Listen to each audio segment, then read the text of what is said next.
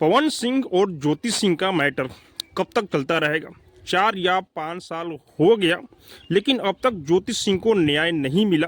क्या ये सब कुछ पवन सिंह कर रहे हैं? सभी लोग यही बोल रहे हैं भाई। जैसा कि आप लोग को पता है कि 24 तारीख को आरा के कोर्ट में दोनों लोगों को बुलाया गया था।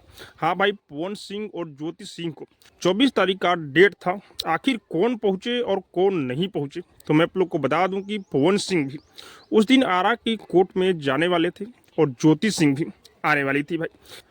लेकिन जज साहब ही कल छुट्टी पर थे। लोग बोल रहे हैं कि पवन सिंह जानबूझकर डेट आगे बढ़ा रहे हैं। अरे यार, इसमें पवन सिंह का क्या गलती है? जब पवन सिंह आने वाले थे, आ ही रहे थे और जज साहब ही छुट्टी पर थे, तो पवन सिंह का इसमें दोष नहीं है। और हाँ, पिछला जो डेट था जिस दिन ज्योति सिंह आए थी और पवन सिंह नहीं आए थे, तो उस दिन पवन सिंह का तबीयत अचानक बिगड़ चुका था, क्योंकि जज साहब वीडियो कॉन्फ्रेंस पे भी पवन सिंह को देखे थे कि ऑक्सीजन मुंह में लगा हुआ है, इसलिए पवन सिंह उस दिन नहीं आए थे। लेकिन फिर से अगला डेट बहुत ही जल्द मिलने वाला है। लेकिन पवन सिंह और ज्योति सिंह एक हो जाएं, ये तो भोजपुरी इंडस्ट्री चाहती है।